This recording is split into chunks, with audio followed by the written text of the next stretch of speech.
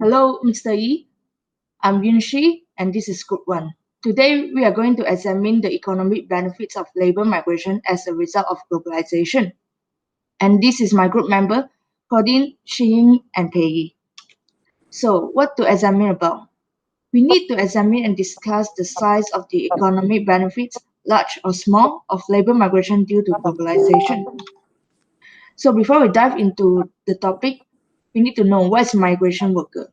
Migration worker refers to people who move from one place to another, either internally or internationally, to seek for job opportunities. In 2017, 64% of world's 258 million international migrants are migrant workers. So here are the labor migration statistics. Male migrant workers are accounted for a larger share, which is 58.4% compared to the female migrant workers in 2017.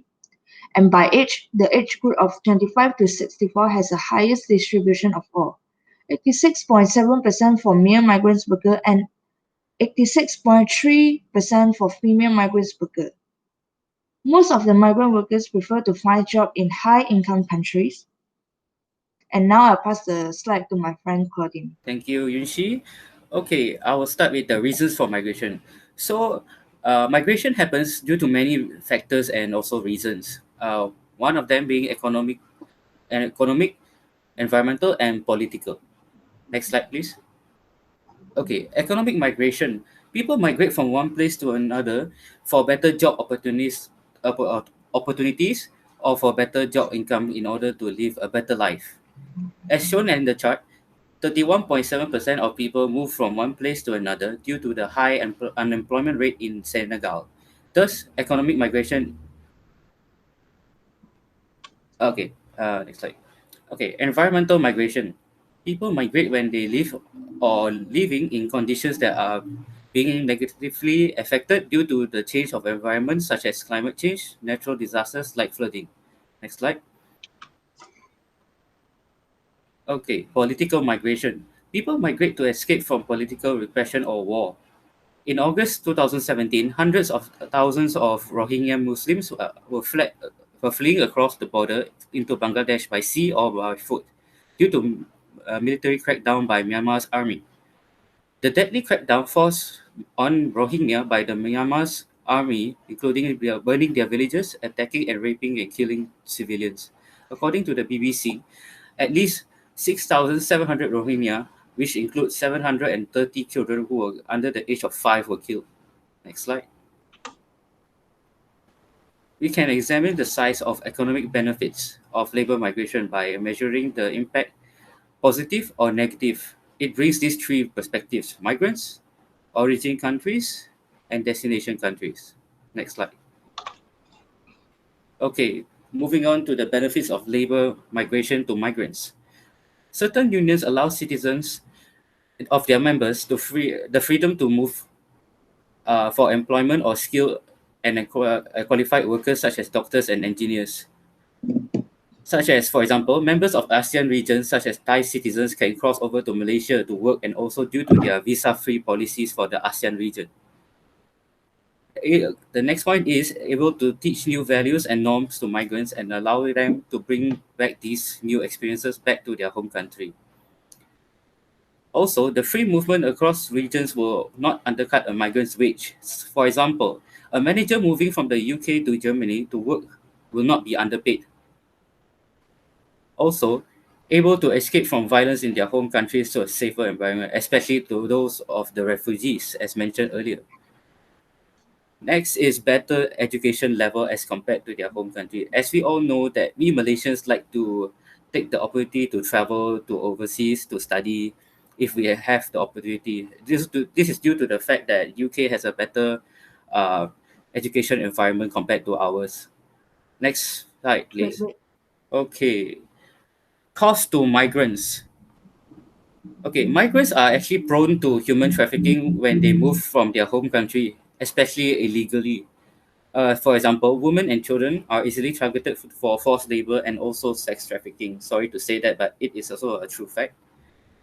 Okay, free movement is also not beneficial for unskilled workers as they need to they are subjected to low wage jobs and have lower qualifications. Migrants contribute to more taxes than the individual benefits that they receive.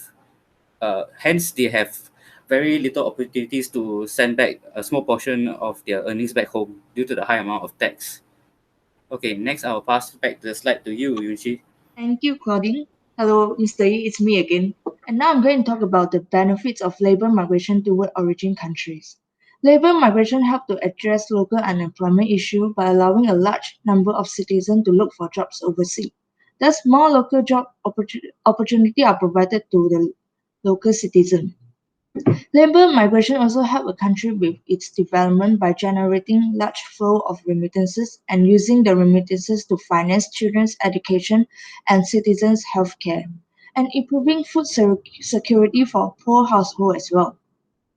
Remittances also help a country to fund its service external debt and large trade deficit as well. For instance, according to Coughlin, the United Nations Education Agency claimed that £8 billion was sent by low-paid migrant workers in the UK to their home country to support their family. As shown above, migrant remittances were the topmost contributor to the country's foreign exchange. Thus, migrant remittances account for heavy shares in country GDP, especially in developing countries. Remittances are the main source of foreign exchange for some of the country. For example, remittances has the highest contribution to country's foreign exchange than export, tourism, foreign aid, and other sources combined in Nepal. For instance, in year 2003, the remittances in Bangladesh were accounted for more than 50% of the recipient household income, and the remittances in Senegal were accounted for about 90%. And here are the stats of the remittances of the country. And now I'm going to talk about the cause of labor migration toward origin country. Labor migration putting the country in a brain drain situation and reducing the size of workforce of the country since skilled people are migrating for better job opportunities and for better life. Thus, the capacity of the country for long-term economic growth is reducing as it's suffering from low return to capital. Labor migration also were causing population imbalance to the origin country as men leave women and children behind to look for jobs overseas because the moving fees are too costly. A growing and balanced population is essential to create a large demand for market in order to grow the country's economy, thus demand for when men and youth migrate. And now I pass the slide to my friend Pei Yi. Thank you. Hello, Mr. Yi. I'm Liao Pei. So now let me continue the presentation. Let's start by looking at the economic benefits of labor migration towards the destination countries. As the labor market has becoming more global, labor migration actually brings an increase in the labor force in destination countries. Let's refer to the diagram at the right. It's actually a sample group of nearly 164 million migrant workers in year 2017. As you can see from the diagram, there is nearly 82% of migrant workers are found in 4 sub-regions, which including 32% in Europe, 22% in Northern America, 13.9% in Arab states, and 13.3% in Asia. Other regions that host large number of migrant workers, which is above 5%, including Africa, Southeastern Asia, and Pacific. Besides, the Latin America and the Caribbean host the least number of migrant workers, which is only 2.7%. What would I like to say is that many countries depend heavily on the supply of labor migration, especially when it comes to fill up the low wage and low skill job in certain sectors such as farming, road repairs and constructions, where the native workers are not willing to take over. For example, UK, one of the top destination countries. It is reported by Migration Watch UK stated that almost three-quarters of 872,000 Eastern Europeans were in a low-skill job, where there is insufficient supply of local labor such as cleaning and fruit picking. As a result, the destination countries gain positive economic benefits from labor migration is an increase in labor supply due to the labor migration would lower wage and expand total employment by filling up job vacancy in destination countries where there are worker shortages. Moving to the next slide. Labor migration also can increase gross domestic income (GDP) by increasing total spending within the economy. This is because the migrant workers will get paid and they tend to buy some stuff, which can increase the demand for goods and services. After all, labor migrants is actually an input to the production, but once the migrant workers have been paid, they turn to customers who purchase the goods. For example, the labor migrants' contribution has a positive effect on Russia's GDP, and the largest contribution was around 1.4 trillion in year 2008. So most of the labor migrants spend in destination countries is to pay for their accommodation, food, medical, and other needs. Moreover, labor migrants in destination countries act as taxpayers. The labor migrants pay taxes and pay into social benefit program for the destination countries. The taxes paid by the labor migrants have contributed to the economy of the destination countries by increasing the government budget on improving the quality of public services that are delivered. This means that they contribute to the financing of public services. Regarding their contribution to public finance, labor migrants pay value added and other tax when they purchase goods. Thank you. So now I'm going to pass it to my teammate to continue the presentation. Hello, Mr. E and everyone. I'm Toshinging, who going to discuss about cost of labor migration towards destination countries. As we know that labor migration bring a lot of benefits towards destination countries. However, when too much population available in destination countries, this will not be beneficial anymore. One of the causes of labor migrations is too much of immigrants enter to destination countries may lead to occur unemployment situation. This situation will be happen in destination countries when too depends on immigrants workers and all the employment opportunity for the locals will be decreases.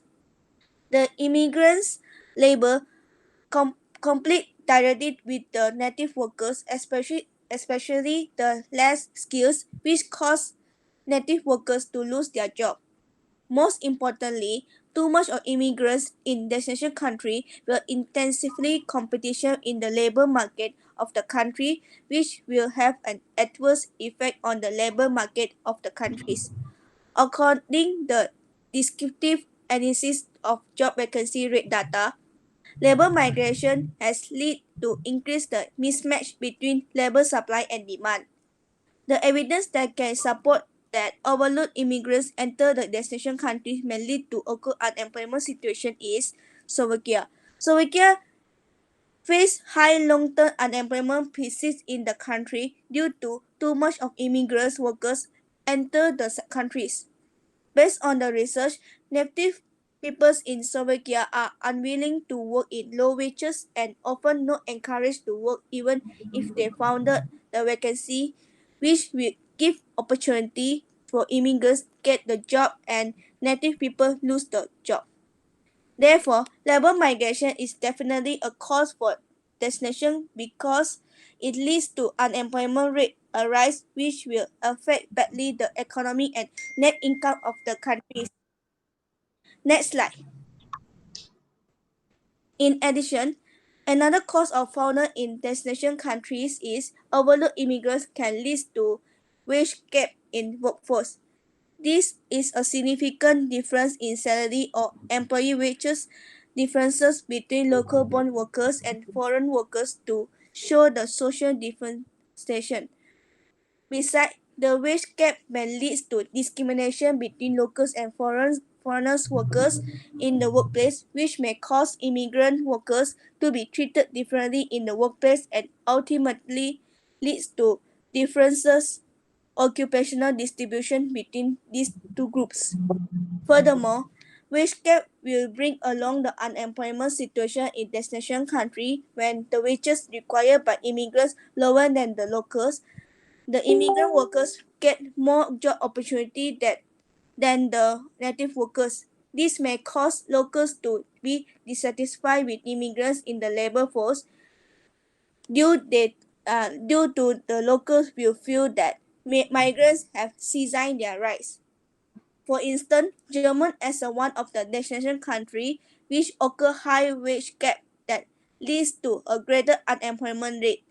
German government is now looking for incentive to offset social differentiation in terms of wages differentiation and human capital allocation so that German native workers get the rise in job opportunities and minimize the differentiation between local born workers and foreign workers. Thus, labor migration is a cost to destination country because it leads to high wage gap, which causes ethnic discrimination in workplace. In the end, the workforce will be affected and by followed by GDP of the country. To be conclude that, next slide. To be conclude that labor migration has brought significant difference towards the economy, political, social, and environment in globalization. Labor migration has also contributed to the origin and destination country to bring economical benefits, despite bringing some limitation as a side effect. Thereby, labor migration is necessary for every country in the world because it's able to help to balance the labor supply by reducing unemployment rate in the world and improving the economic skill. However, too much immigrant may lead to an imbalance in the supply of labor and some negative effect towards the national income and economy of the countries, which must be considered seriously. In the end, thank you for being here today and listen to our presentation. This is the references of our presentations slides. Thank you.